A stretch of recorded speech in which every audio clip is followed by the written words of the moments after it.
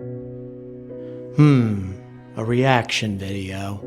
I wonder how I should handle this. I mean, what's the point of getting really upset about the whole thing, you know? I mean, there were lots and lots of comments and views. It was all pretty positive, actually. I mean, so what that I got hundreds and hundreds of comments of people, seriously disliking me. Yeah, there's no point in that. Remember what my therapist said. Relax, go to a happy place, a nirvana kind of place. Be pleasant, be polite. Yeah, that's the way to handle this. Isn't it? No. You know what? I think I'm just gonna get pissed.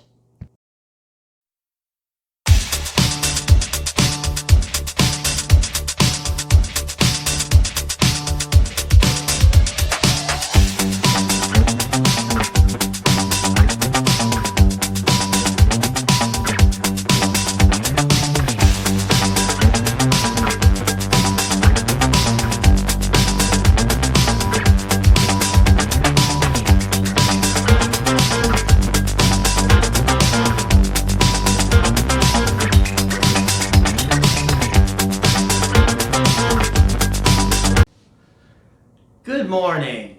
Yeah, it is morning. I've been thinking for a long time about how I'm going to handle this, and just want to make a couple things perfectly clear. First of all, for all the thousands of people who clicked on my video, thank you. I've never experienced anything like this. What I'm about to talk about is not directed at you at all, nor is it directed at all these new subscribers that I got. I mean, I am overwhelmed, and thank you so much for subscribing, and I hope that future videos that I make are entertaining and informative. What's going on tonight, the reason I'm doing a reaction video is because I think it needs to be done. I think that it needs to be made clear that although I am not a rocket scientist by any stretch of the imagination, my uncle did work for NASA in a prominent position. He taught me an awful lot about space. I've researched an awful lot about space. I am a huge fan of SpaceX, and if you don't believe me, I'm going to put 2 links to 2 of my other videos that praise the Starship, both of which were made before this video. And I hope that's sufficient to convince you, although somehow I don't think it's going to be enough. But anyway, maybe I'm just being cynical. But these comments kind of were broken down into a number of different things. There were comments that were very valid. Comments that came from engineers, that came from people who really have a lot of experience in the field. I'm honored that you decided to comment. It's great.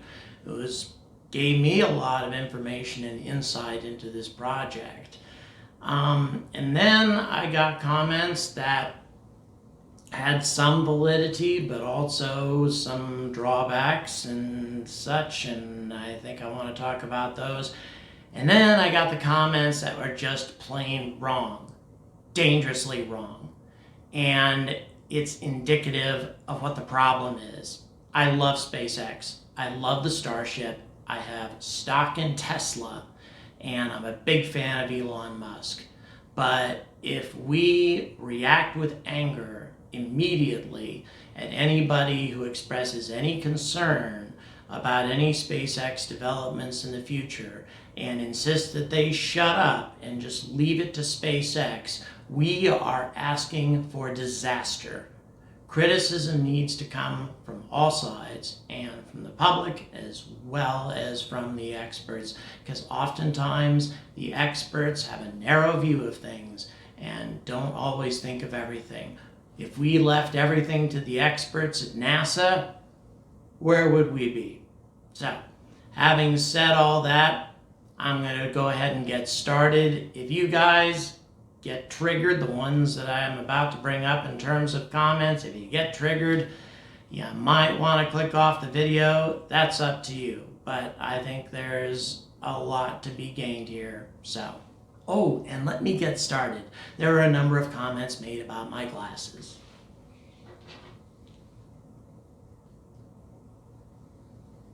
That make me look more intelligent. By the way, I'll be putting the shades back on in my next episode, but in any event, I'll do it for this one, just to amuse you. So, here we go. Okay, the first comment I want to read is one that I pinned because I thought it might be helpful. It's from one of my oldest subscribers who calls himself Gamerton Gang. I don't know this man. He lives on the other side of the planet. I don't pay him or anything else.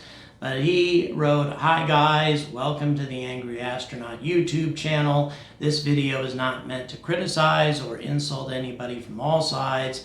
These videos made by our friend the Angry Astronaut for education and entertainment for all those space geeks and fans of science. No insult or any anti-movement is intended in this video, whether it is SpaceX, NASA, or any other independent company or individuals mentioned.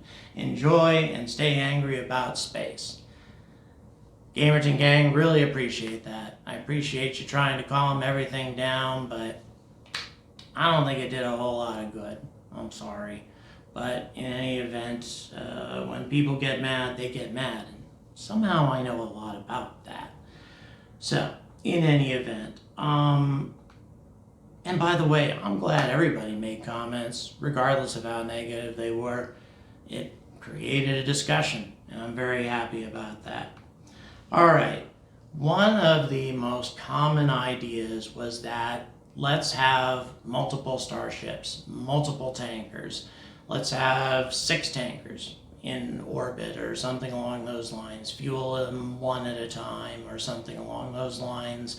Or have the tankers up there first before we send up the Starship.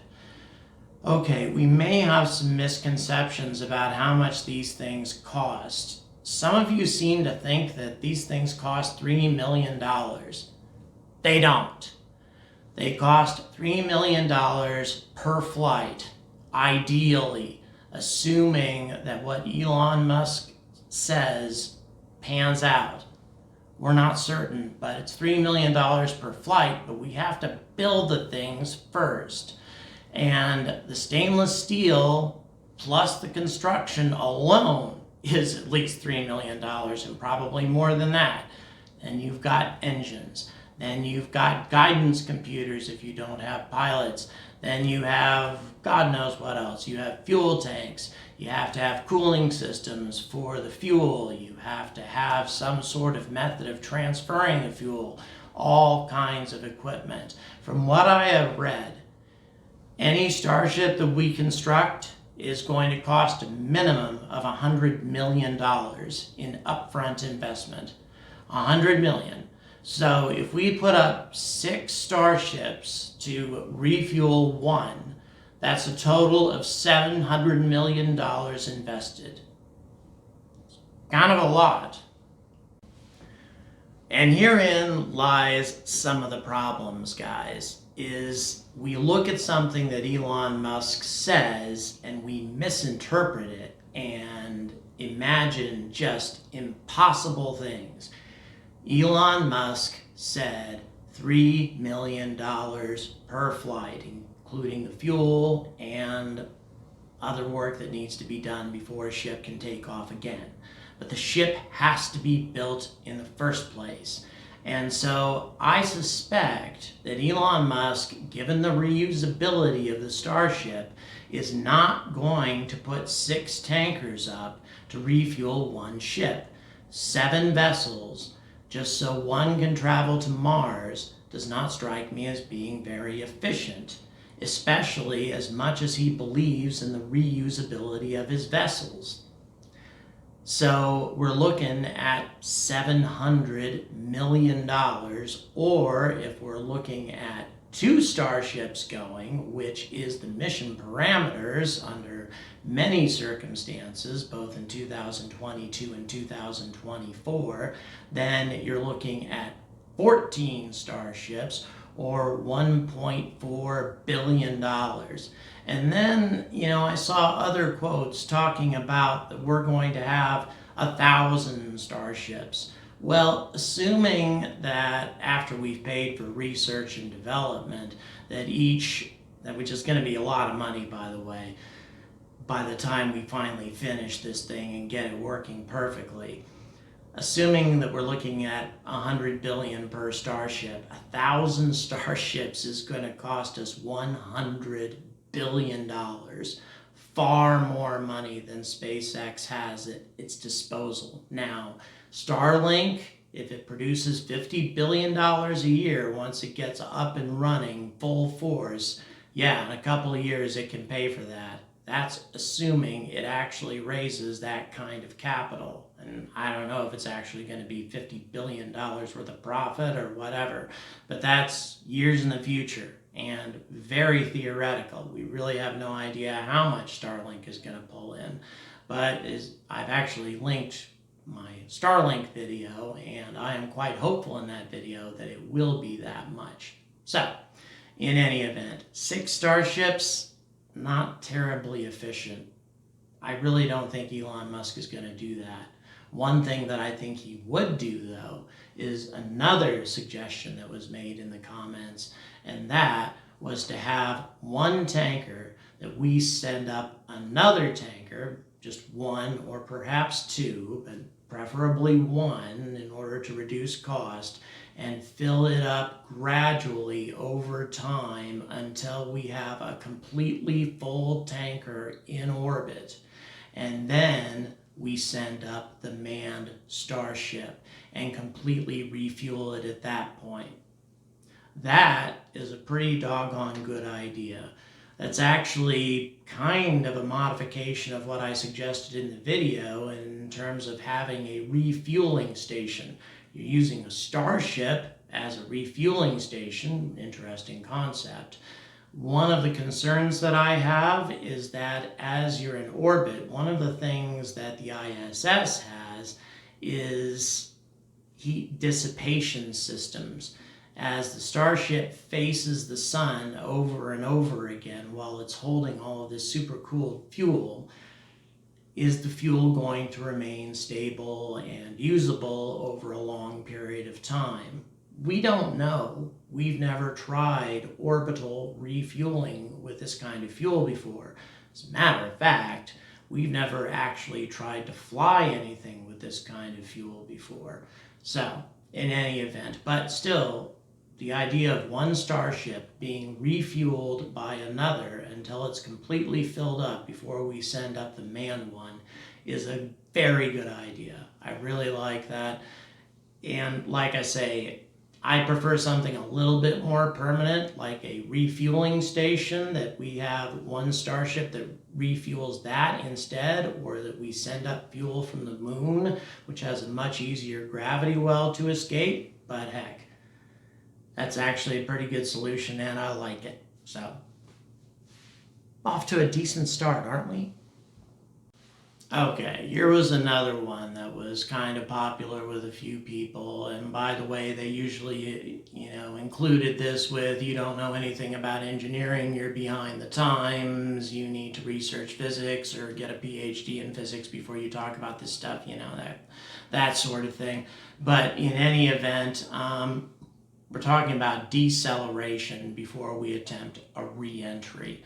Now, I believe that that's something that we're probably going to attempt to do at Mars using, and I mentioned this in the video, by the way, aerobraking. In other words, kind of skimming the atmosphere bit by bit, over and over again, reducing the speed before we attempt a full-fledged re-entry. Although I saw figures as low as 100 kilometers per hour. It seems to me if the Starship was going 100 kilometers per hour, it would drop like a stone. It's not that aerodynamic and doesn't have wings that could really support it, especially in a super thin atmosphere like Mars. But anyway, the whole air braking concept. One thing we got to remember about aerobraking, it takes time, weeks, as a matter of fact. As you skim the atmosphere, go away from the planet, come back to the planet, skim the atmosphere, come back again. It is a lengthy process. Now, maybe we would be willing to do that at Mars, but let me show you why we are not going to be willing to do that, or at least it doesn't appear that Elon's willing to do an aerobraking deceleration at Earth. Okay, so potentially here's a really good reason to live in New York. We've got a SpaceX Starship launch pad here. How about that? And some very brave people boarding it, but they're not heading to space. A lot of you may have heard about this. They're on their way to another destination on Earth. So this should look very familiar. Super Heavy taking the Starship into orbit. Super Heavy detaching and going back. The Starship on a quick orbital path. And re-entering. And then using its engines to set down in Shanghai. Pretty amazing. So, Hong Kong to Singapore, Los Angeles to Toronto, well, you can read all this. All of these destinations on the planet separated by massive distances, all in less than 30 minutes. We're doing this in less than 30 minutes. Obviously, we have no intention of doing any aerobraking. I have to confess, the whole aerobraking concept has me a little concerned anyway. I mean, every time you aerobrake, you have to calculate a new approach. If you don't get it just right, you again risk burning up, or you risk skipping off the atmosphere and messing up your orbit. Perhaps messing up the entire mission. So aerobrake after aerobrake, and if we think that we're not going to have to do this a lot of times in order to significantly slow down the Starship, we're fooling ourselves. The Curiosity had to do this, aerobrake quite a bit to slow itself down, and it's a matchbox car compared to the Starship. So aerobraking, yeah, it may help out with the whole re-entry thing, but I'm not entirely convinced. Something that should be investigated further. And attached to that are the heat tiles and the whole heat shield issue. Seems to be this concept that the space shuttle had a garbage heat shield, and this is miraculous. That the heat shield on the shuttle was glued on, and that always sounds bad, like it's glued on with Elmer's glue or something like that. And the Starship's tiles are going to be attached mechanically or something along those, riveted on, whatever method that they use in order to attach it is going to somehow be better and less likely to fall off or be damaged by some sort of mishap.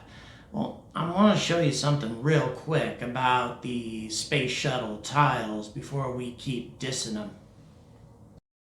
Now, one comet compared shuttle tiles to dog shit. Well, this is how effectively shuttle tiles used to be able to dissipate heat.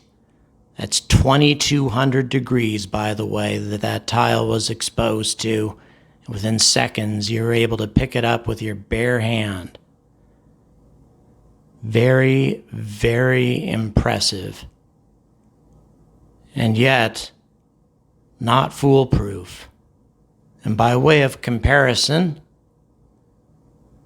this soldier's going to show us what happens when you burn dog shit.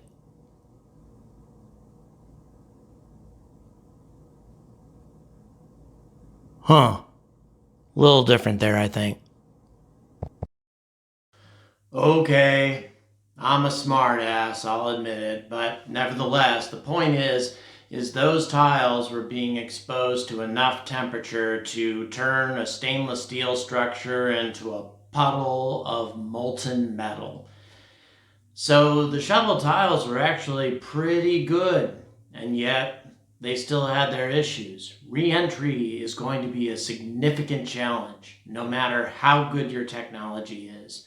And that's something that we have to keep in mind as we continue with this process. And by the way, re-entry may be the least of Elon Musk's worries right now, because during the filming of all this, as many of us know, this happened. At the top, an explosion at the SpaceX launch site overnight. That happened around 10 at Boca Chica Beach, and residents miles away reporting feeling and hearing the blast. Here's a look from Lab Padre. SpaceX has not released any information to the public. The city of Port Isabel issued an advisory overnight. They said there were no injuries and no chemicals were known to be released. The city saying they were using cryogenics. Those are substances at very low temperatures. We are working to learn more. What you're looking at right now is a live view of the launch site right now. People more than 5 miles away in Port Isabel and South Padre Island say they heard the blast. Port Isabel asking anyone who was injured or affected by the explosion to call their non-emergency number at 943-2727.